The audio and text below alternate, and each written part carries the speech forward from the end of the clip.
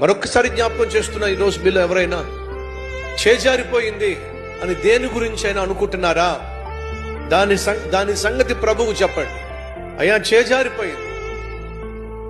ఉద్యోగం కావచ్చు, ఆరోగ్యం కావచ్చు, పొలం కావచ్చు, ఆస్తి కావచ్చు, వ్యాపారంలో లాభం కావచ్చు, ఆరోగ్యం కావచ్చు, బిడ్డ కాపురం కావచ్చు, వీసా కావచ్చు, ప్రమోషన్ కావచ్చు, లోన్ కావచ్చు, ఇల్లు కొనుక్కోవడం కావచ్చు, ఏదైనా సరే చేతికి వచ్చినట్టుగా వచ్చి చేజారిపోయింది అనుకోండి, నిరాశ నిస్పృహ సహజంగా ఉంటుంది.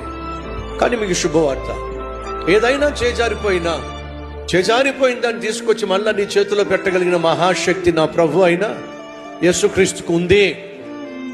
కాబట్టి నిరుత్సాహపడకండి, నిరసించిపోకండి, ఇక నా పని అయిపోయింది అనుకోకండి.